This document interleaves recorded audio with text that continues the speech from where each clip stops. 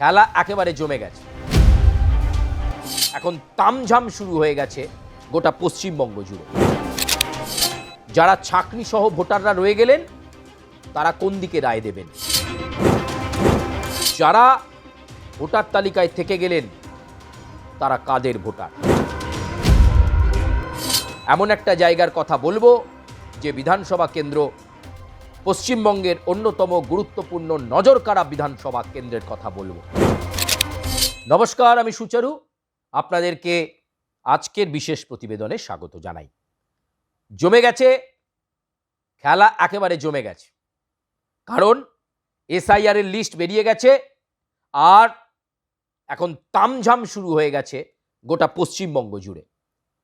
সবাই অঙ্ক করছেন, হিসেব করছেন, যারা ছাকনি সহ ভোটাররা রয়ে গেলেন তারা কোন দিকে রায় দেবেন, তাদের রায় 2026-এর বিধানসভা নির্বাচনে কোন দিকে যাবেন।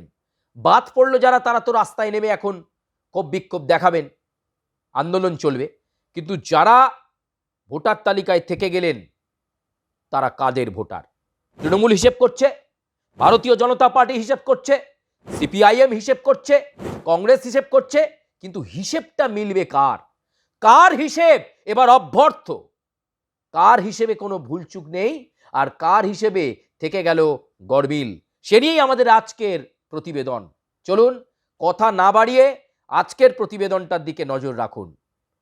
আজকে আবার সেই নির্বাচন কেন্দ্রিক এবং বিধানসভা কেন্দ্রিক একটি প্রতিবেদন আপনাদের সামনে। এমন একটা জায়গার কথা বলবো যে বিধানসভা কেন্দ্র পশ্চিমবঙ্গের অন্যতম গুরুত্বপূর্ণ নজরকাড়া বিধানসভা কেন্দ্রের কথা বলবো। এই বিধানসভা কেন্দ্রে রাজনীতির উত্তাপ সবসময় চরম থাকে। বলতে পারেন সকালটা শুরু হয় বোমাবাজি দিয়ে আর সন্ধ্যেটা শুরু হয় গুলির শব্দে, আর রাত্রিটা শেষ হয় বিনিদ্র রাত কাটানোর মাধ্যমে।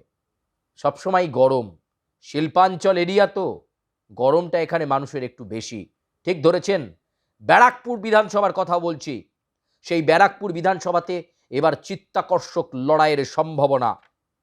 এবার ব্যারাকপুর বিধানসভাতে হাড্ডাহাড্ডির লড়াইয়ের একটা সম্ভাবনার ক্ষেত্র ইতিমধ্যেই তৈরি হয়েছে। আপনারা জানেন সকলে, ব্যারাকপুর বিধানসভায় 2021 সালে জয়লাভ করেছিলেন বিশিষ্ট চিত্র পরিচালক রাজ চক্রবর্তী। 2021 সালে জয়লাভ করেছিলেন তিনি।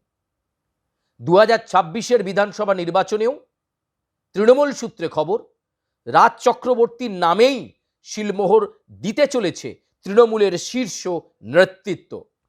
তারা মনে করছেন রাজ চক্রবর্তী যোগ্যতম ব্যারাকপুর বিধানসভার জন্য। তাই এই রানিং বিধায়ককে বা এই সিটিং বিধায়ককেই আবারও নির্বাচনী টিকিট দেওয়া হচ্ছে ব্যারাকপুরে। কিন্তু তৃণমূল কংগ্রেসের থেকে রাজ চক্রবর্তী আবার দাঁড়াচ্ছেন ভারতীয় জনতা পার্টির পক্ষ থেকে। কে ঠেকাবেন রাজ চক্রবর্তীকে? যেভাবে 2021-এর বিধানসভা নির্বাচনে রাজ চক্রবর্তী বুক চিতিয়ে জিতেছিলেন, এবারও কি সেই পুনরাবৃত্তি হবে, নাকি এবার কঠিন লড়াই, কঠিন চ্যালেঞ্জের সামনে পড়তে হবে রাজ চক্রবর্তীকে? সেই জল্পনা এখন প্রচুরভাবে তুঙ্গের রয়েছে এই মুহূর্তে রাজনীতির প্রেক্ষাপটে। আপনাদেরকে বলতে পারি, অঙ্ক যা বলছে, হিসেবটা যা বলছে, তাতে চিত্রটা এমনই। 2021 সালে রাজ চক্রবর্তী জিতেছিলেন ঠিকই, কিন্তু 2024 সালে লোকসভা নির্বাচনের ফলাফলকে যদি একটু ভাঙেন, একটু ভেঙে কেটে বিশ্লেষণ করেন, তাহলে ব্যারাকপুরের ওয়ার্ড ভিত্তিক ফলাফলে যে তথ্য উঠে এসেছে তাতেই কিন্তু কপালে চিন্তার ভাঁজ রাজ চক্রবর্তীর। কেন চিন্তার ভাঁজ? ব্যারাকপুরের 4 নম্বর ওয়ার্ড এবং ব্যারাকপুরের 20 নম্বর ওয়ার্ড, এই 4 নম্বর এবং 20 নম্বর ওয়ার্ডে 2024 সালের লোকসভা নির্বাচনের নিরিখ ধরলে এই দুটি ওয়ার্ডেই অত্যন্ত ভালো ভোট শতাংশ পেয়েছে কারা? পেয়েছে ভারতীয় জনতা পার্টি। আর সেটাই রাজ চক্রবর্তীর চিন্তার বিষয়। 4 নম্বর ওয়ার্ডে বিজেপির এগিয়ে থাকা, 20 নম্বর ওয়ার্ডে বিজেপির এগিয়ে থাকা, সেটাই রাজ চক্রবর্তীকে ভাবাচ্ছে কঠিন লড়াইয়ের সামনে পড়তে হবে। তার ওপর বিজেপি সূত্র বলছে ব্যারাকপুর বিধানসভায় এবার তৃণমূলের রাজ চক্রবর্তীর বিপরীতে লড়াই দেবেন। যদিও তিনি মরশুমি নেতা বলেন অনেকে, হঠাৎ হঠাৎ দলবদল করেন, কিন্তু তার একটা একাধিপত্য ব্যারাকপুরে সবসময় ছিল।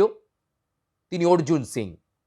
রাজ চক্রবর্তীর বিপরীতে ভারতীয় জনতা পার্টির হিসেবে প্রার্থী হতে চলেছেন বা প্রার্থী করা হতে পারে অর্জুন সিংকে। সেটা যদি হয় তাহলে বিজেপি কিন্তু সাংগঠনিকভাবে অনেক বড় চ্যালেঞ্জ হয়ে দাঁড়াবে এই ব্যারাকপুর বিধানসভাতে।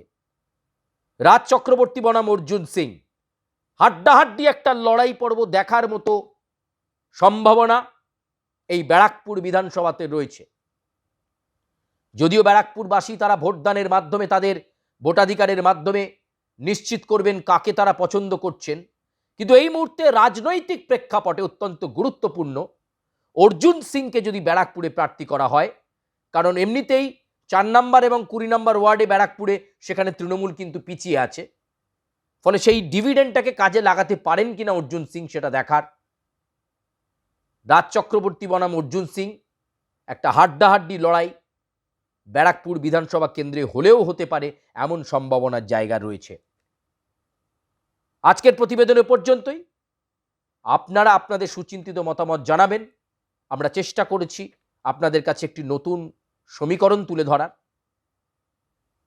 এরকমটা হলে কি হতে পারে, আপনারাও খোলা মনে আপনাদের মন্তব্য করতে পারেন, লাইক করতে পারেন, সাবস্ক্রাইব করতে পারেন এবং অবশ্যই কী ধরনের প্রতিবেদন আপনারা আর দেখতে চাইছেন সেই বক্তব্য আপনারা এখানে পোষণ করতে পারেন। আপাতত এ পর্যন্তই। আপনাদের সঙ্গে আবার দেখা হচ্ছে অন্য কোনো প্রতিবেদনে, অন্য কোনো সময়।